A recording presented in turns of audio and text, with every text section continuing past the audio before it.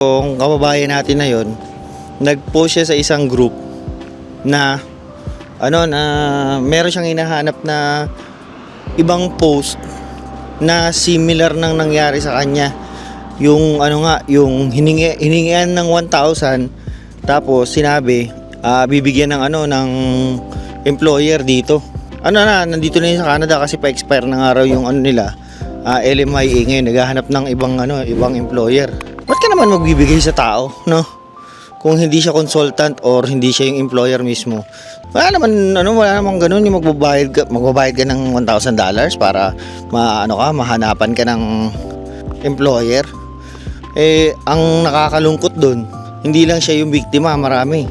Nagbigay ng pera dun sa tao.